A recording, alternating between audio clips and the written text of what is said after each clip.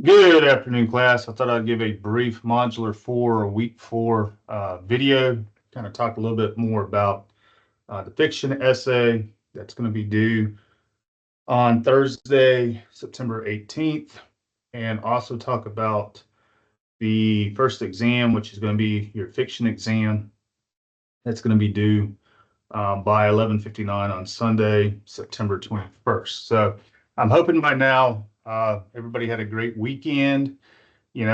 Realize that we're basically, this is our first month in the semester. So I hope all your other classes, right, previous weeks, week 1 through 3, have been going well.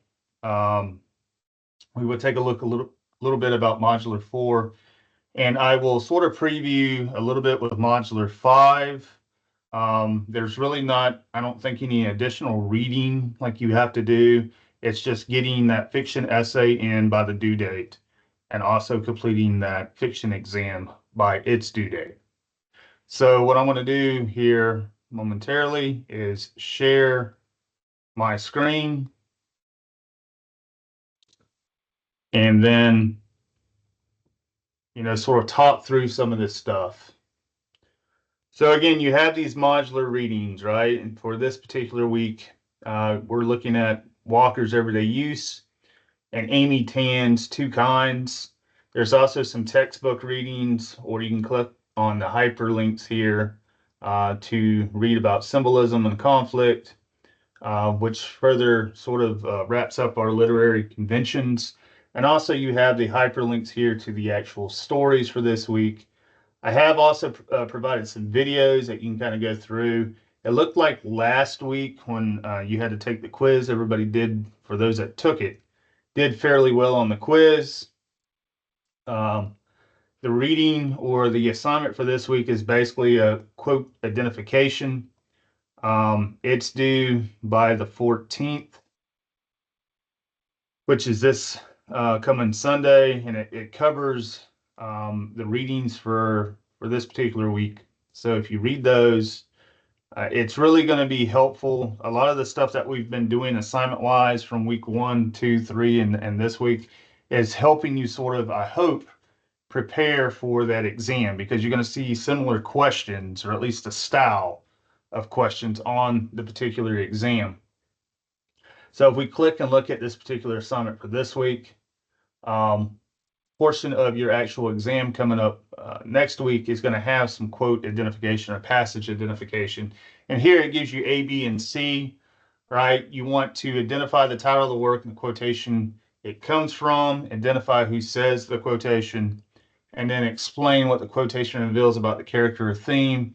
You want to use complete sentences and refer to the context of the story when appropriate. So again, some of these should be just really brief, one sentence type answers. If you read the two works for this week, it really shouldn't take you that long, I don't think. Um, but this is sort of prepare you for that section that's coming up on the actual exam. And we'll talk a little bit about sort of the setup or the organization of the exam, because I gave you a study guide, and we will look at that here momentarily. So I'm hoping this could be, one of those, just like last week's quizzes, something to sort of boost your grade up before you turn in really the two major assignments of this particular unit, short fiction, short stories. And really, Modular 5 is it. That's going to wrap us up for the short story unit. Modulars 6 through 10 deal with poetry. So after you turn in your fiction essay and your fiction exam, we will be starting the next 5 weeks being poetry. We will talk a little bit more about the Respondus lockdown browser in the midterm. Remember, I'm offering a little bit of extra credit. If you look back at some of your announcements or your email, I think from last week, I talked a little bit about that. I will preview some of that stuff here as well. So you might want to pay attention to citing fiction. This would have been helpful, with pretty much anything that you're having to write as it relates to, modular 1, modular 2, your fiction essay. This will show you how to go about citing. If you watch this video, it'll help you cite, particular from short stories, the works cited page, because you're going to need to use quotations and such for this particular first fiction essay. So definitely go through that so you're not losing really easy points on your paper. But if you're not citing correctly, that's why some of y'all are losing points in modular 1 and modular 2 assignments, because you were quoting, but you would not, you did not provide a works cited page. You did not provide, proper MLA 9 parenthetical or in-text citations. And this is really stuff that you should have learned from English 1101, if not before taking English 1101, because some of you are dual enrollment. Some of you have written research papers or have had a chance to cite stuff, in high school. So depending on, your high school English teachers, they should have showed you how to cite properly, in-text citations using direct quotations, paraphrasing the summary, using MLA 9 format, and also the works cited page. I think there's also, that's where the respondent still is, and I might move that down to this week. Here's another thing that you can kind of pay attention to, because these are all left open. I will start to close them as week 5 starts to, close for us. So if you need to go back to get these stories or get some information from these modulars, I would definitely go back and sort of bookmark, or at least copy the hyperlinks and stuff. So this is another good sheet to look at. I may move this down as well, but this again is in an earlier modular. It shows you how to quote properly with the parenthetical citation. Use ellipsis and brackets when you need to, when to block a quote, and also talks about a little bit about citing fiction. But again, you can go to Google and use a works cited generator. You just want to make sure that it's, labeled as MLA 9 and not MLA 8, because there is a little bit of a difference. And again, I can show you some of the ones I've used in the past and what other students have used in the past. So this is something that you want to pay attention to as well, if you haven't already. That's back in modular 2. We've also have, again, I was going to show you about this stuff with the respondents as it relates to the midterm exam coming up, but also the extra credit. Notice again, this is where you can find some more additional information: MLA 9 handbook, your actual e-text, the OER course textbook, simple syllabus of course is here. Tutor.com is here if you need that. If you need additional help navigating through Blackboard, this is for you to kind of click on and watch the videos. The assignment deadlines, what is due and when it's due, you can kind of look there. But this is what I was talking about, this Respondus lockdown browser. So when you click on here, you're going to see, and I guess I got to open this stuff up. It didn't open up, I guess, for you when it got transferred over. So I'll go ahead and open this up now. That's pretty much my fault. But you want to go through this, read and watch whatever they have. Because if you're using a Chromebook or if you're using Windows or a Mac, you're going to have to download the certain particular respondents to that computer or that program that you're using. You can't mix and match, meaning if you're using a MacBook, you can't download the lockdown browser for a Chromebook on your MacBook. You have to do whatever your particular equipment calls for. So if you click on some of this stuff, there's some information on your syllabus too, but this will go through some of the videos that you would want to watch. Again, some of them kind of overlap depending on Welcome to Take 5 oil change. what program that you have. Just 10 minutes. Get out! 10 minutes? Just 10 minutes. Come on, don't play with me.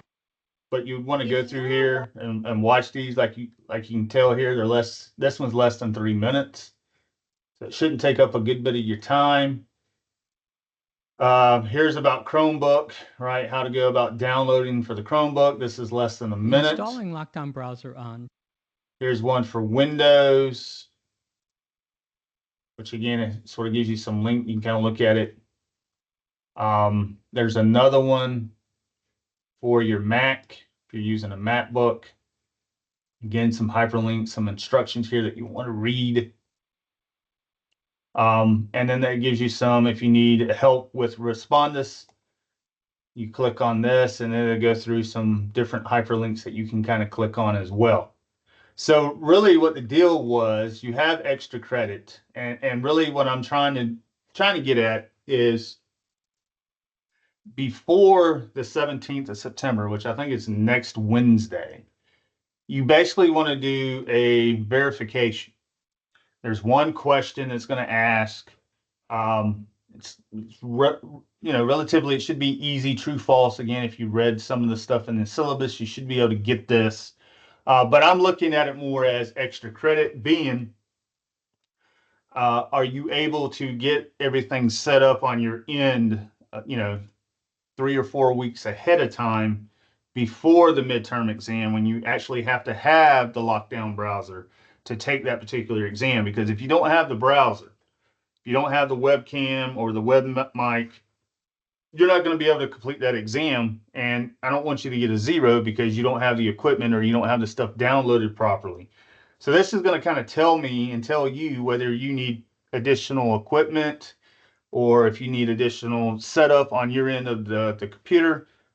If you've had a online course in the past, let's say you took 1101 online or something of that nature, or a math class, some of you may already be familiar with Respondus and already have it downloaded. So it should be a very easy, quick 100 as a quiz grade, which will be helpful going in if you do it before the 17th, before you turn in your fiction essay and complete exam 1. Because again, about week 8, week 9, that's when we're going to have exam 2, which is going to be your poetry exam. And you will need to do Respondus for that.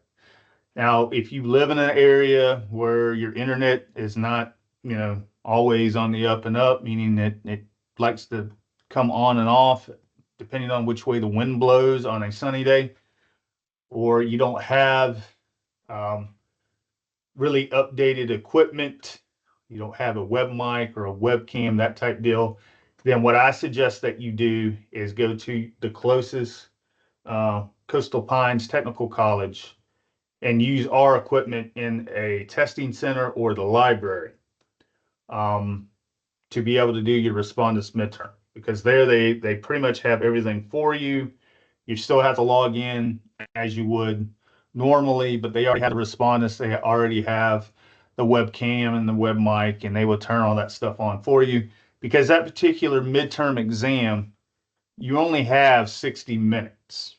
So once you hit begin, your time is ticking. And you can really only take it right in one setting.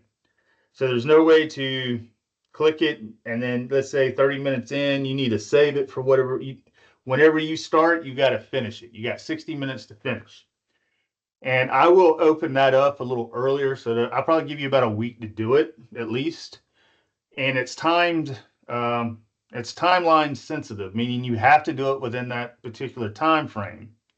And you have to do it before the deadline closes, because once it's closed, I can't reopen it. Sort of like the exam 1 that you're going to have here momentarily. Even though exam 1 is not a Respondus exam, it's still, you have a deadline. There you're going to have a little bit more time. You're going to have 75 minutes on that particular exam 1, but all Respondus exams have a 1-hour time limit, no matter if you're taking it for a math class, a history class, or an English class. They're all 60 minutes.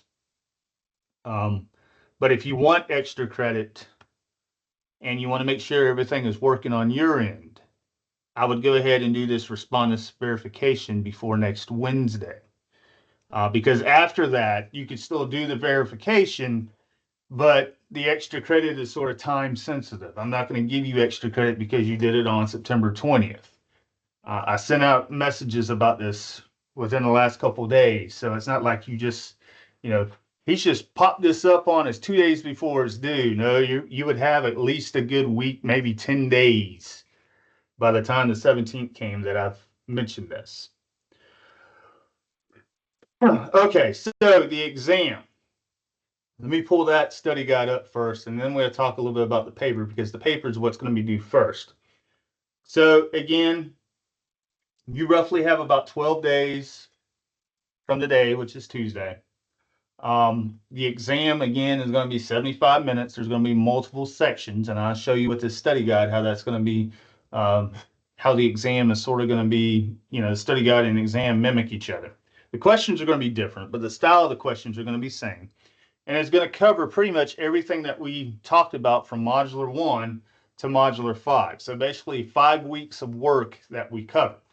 So anything that we've read, whether it was short fiction-wise, short story-wise, anything that's in the modulars as it relates to the hyperlinks or the textbooks or the videos or the handouts, anything is fair game. But if you use this study guide, and you can download it, but I'm going to try to blow it up here. So this study guide will help you. Section 1, A and B, first 5 are going to be multiple choice, sort of like that quiz you took last week. And then you're going to have a section B, which is true, false, the next 5, 6 through 10. So if you read those stories and you paid attention and you're asking questions and you're turning in your assignments on time, it shouldn't be that big of a deal. Section 1A and 1B, because again, it's either one of these answers, A through D, is right, and then it's either true or false. So there's really no partial credit. So you either get it right or you don't get it right. If you want answers, because I haven't provided the answers to these, you can kind of either email me for the answers, but I'd recommend that you go through and try to attempt this by yourself at first, because you don't want to use the answer key as a crutch, because you're not going to have that crutch when you actually take the exam.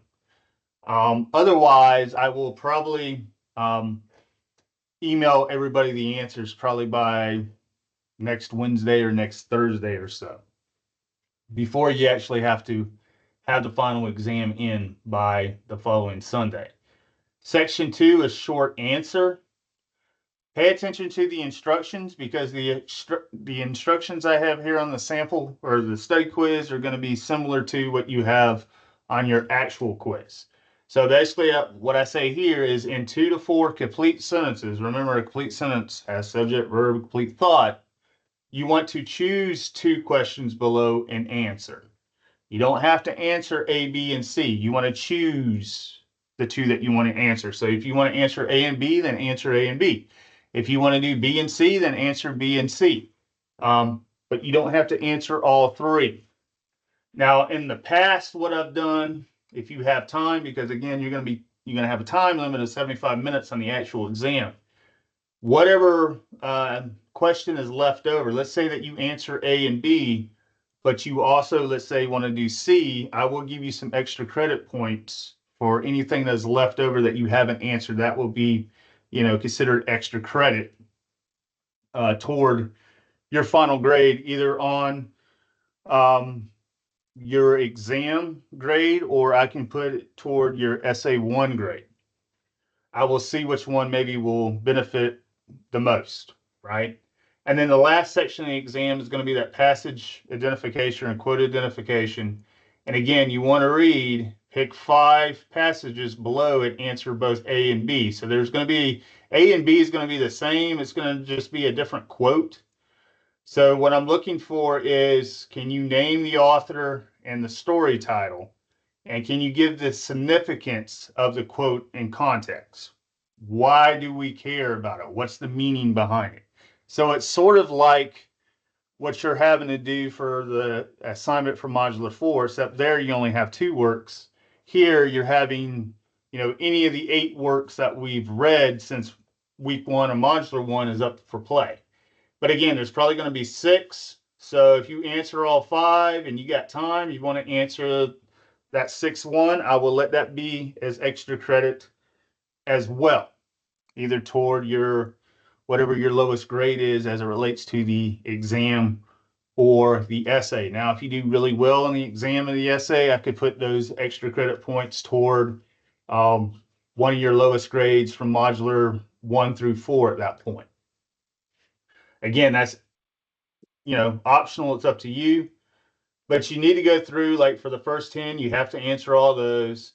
You need to at least do